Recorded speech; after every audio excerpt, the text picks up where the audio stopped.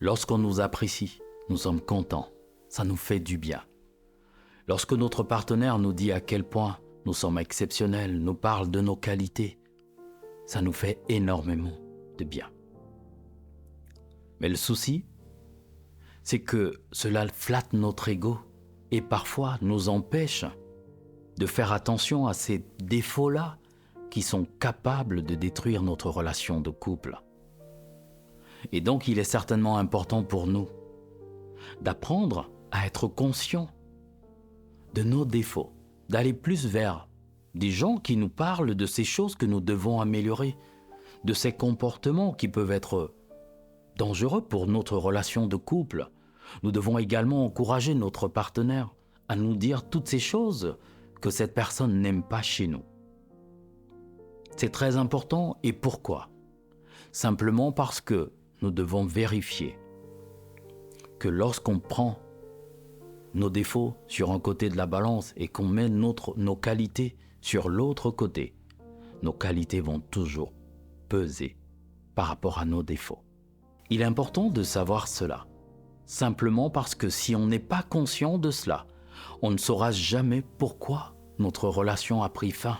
On dira, mais j'ai telle qualité, je savais faire ci, je savais faire ça. C'est lui, d'ailleurs, il m'appréciait tout le temps, je ne sais pas pourquoi il est parti.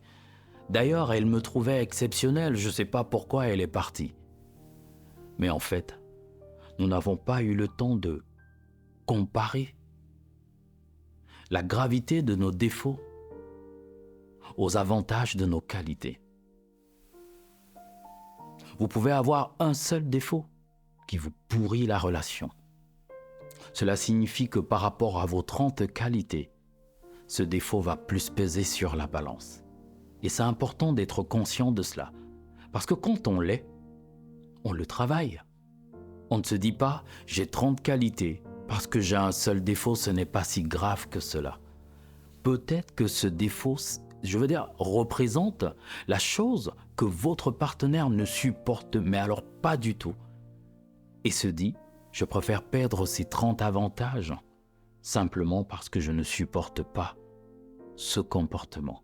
Et ce n'est pas à vous de définir la valeur de vos qualités ou alors de vos comportements. C'est votre partenaire qui décide de les interpréter comme des qualités ou comme des défauts. Donc, il est important pour nous d'être conscients de cet aspect des choses. Il y a ce truc qui m'amuse souvent quand on demande à quelqu'un est-ce que tu as des défauts ? Oui, forcément, j'en ai. Qui n'a pas de défauts ? Nul n'est parfait. Ah, ok. Est-ce que tu peux me citer 5 de tes défauts ? Ou 3 ? Je n'en vois pas vraiment. Non, mais tu m'as dit tout à l'heure que tu as forcément des défauts. Oui, mais je l'ai dit parce que je sais que tout le monde a des défauts, mais je ne vois pas vraiment ce que je fais de mal. Cela veut dire que tu es parfait ou parfaite ? Non, non, je ne le suis pas. Mais quels sont donc tes défauts ? Ce qui ressort de cet exemple, c'est que nous accordons moins d'importance à l'identification de nos défauts. Nous sommes moins conscients de toutes ces choses qui nous pourrissent la vie sur un plan personnel, mais aussi du point de vue du couple.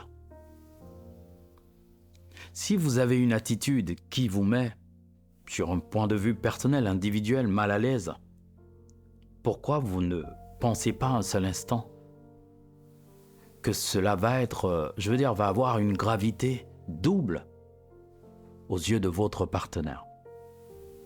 Puisque vous pouvez supporter vos mauvais comportements, mais l'autre va moins les supporter, va avoir beaucoup moins de patience. Donc, voilà.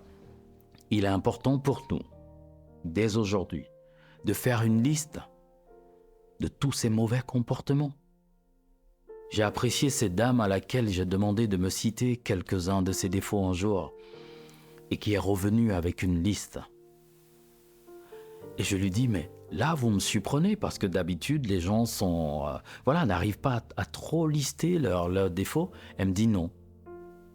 J'ai contacté une copine qui peut me dire les choses clairement. Et voilà ce qu'elle m'a envoyé. Et là, il y en avait plein. Et elle me dit, là, Je sais que j'ai beaucoup de travail. Et avant de condamner mon partenaire, je vais déjà commencer à travailler quelques-uns de ses défauts. Et j'ai trouvé cela génial. Elle avait trouvé la solution, elle avait compris ce qu'il fallait faire. Parce que lorsque vous êtes confiant, conscient autant pour moi de vos défauts, vous vous concentrez moins sur ce que votre partenaire ne fait pas bien. Vous vous concentrez moins sur le jugement, vous accordez moins d'attention à la condamnation, au jugement. Vous en accordez beaucoup plus à votre développement personnel. Parce que vous comprenez que vous n'avez pas la légitimité de reprocher à votre partenaire ce que vous faites peut-être déjà. De l'autre côté, cela va être perçu comme, voilà, je lui ai expliqué l'autre jour, elle a compris, d'ailleurs elle ne me fait plus de remarques. Mais en fait, c'est que vous avez compris que vous devez d'abord vous transformer. Vous devez d'abord comprendre le processus d'amélioration. Vous devez avoir la légitimité de dire à votre partenaire « Arrête de faire ceci. Je pense que tu devrais faire les choses de telle façon. » Et cela évite aussi beaucoup de problèmes dans le couple parce que vous ne jugez pas, vous ne condamnez pas, vous vous plaignez beaucoup moins. Et vous avez beaucoup moins de conseils et d'influences négatives extérieures. Donc voilà, essayons d'être beaucoup plus conscients de nos défauts parce que généralement nos qualités, nous les connaissons déjà.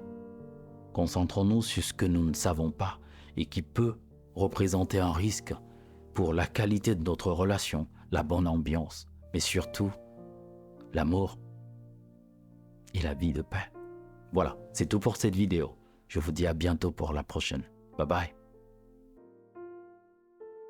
Tu fais une dépression. Tu te dis que ta vie n'a plus aucun sens. Tu es convaincu que tu n'as plus droit au bonheur.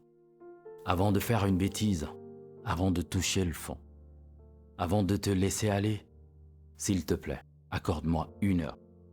Et je peux te garantir qu'après ce rendez-vous, tu ne seras plus la même personne. Laisse-moi t'aider. Je t'attends.